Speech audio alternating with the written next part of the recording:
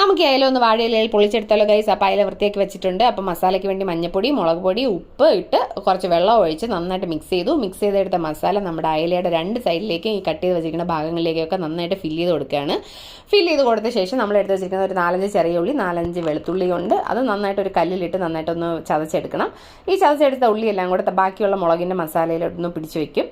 അതിനുശേഷം നമ്മളൊരു ഇല വെച്ചിട്ട് നമ്മുടെ മീൻ എടുത്ത് വെച്ചിട്ടുണ്ടായിരുന്നു. എന്നിട്ട് ഈ ചെറിയ ഉള്ളിയുടെ കൂട്ടെടുത്ത് വീണ്ടും ഈ ഇടഭാഗങ്ങളിലോട്ട് ഫില്ല് ചെയ്ത് കൊടുക്കുകയാണ്. ഫില്ല് ചെയ്ത് കൊടുത്ത ശേഷം ഈ ഇലയൊന്ന് മടക്കി പൊതിഞ്ഞ് വാഴനാരോ അല്ലെങ്കിൽ അപ്പം വാഴനാരില്ലാത്ത കാരണം ഞങ്ങൾ നൂലാണ് ഉപയോഗിച്ചിട്ടുള്ളത്. നൂലിട്ട് കെട്ടി നമ്മൾ പാനിലോട്ട് വെക്കും. പൊള്ളിച്ചെടുക്കുന്നതിൻ്റെ ടേസ്റ്റ് ഒന്ന് വേറെ തന്നെയാണ്. നമ്മൾ ഫ്രൈ പോലെ നമുക്ക് എണ്ണയുടെ കണ്ടൻറ്റ് ഒരുപാട് വരുന്നില്ല. നമുക്ക് വളരെ കുറച്ച് എണ്ണ മതിയാവും ഫ്രൈ ചെയ്തെടുക്കാൻ വേണ്ടിയിട്ട്. അപ്പോൾ നമ്മൾ കറിവേപ്പില ആദ്യം ഇടാൻ മറന്നു പോയിട്ടുണ്ടായിരുന്നു. അത് കാരണം നമ്മൾ ഫ്ലേവറിന് വേണ്ടി പുറത്ത് വെച്ച് കൊടുത്തിട്ടുണ്ടായിരുന്നു. അങ്ങനെ ഒരു 10-15 മിനിറ്റോളം നമ്മൾ അടച്ച് വെച്ച് വേവിച്ചതിന് ശേഷം ഗൈസ് ഈ നൂലെല്ലാം പൊട്ടിച്ചെടുത്ത് ഈ ഇല ഇങ്ങനെ തുറക്കുന്ന സമയത്ത് എന്താ മണം, റെഡി.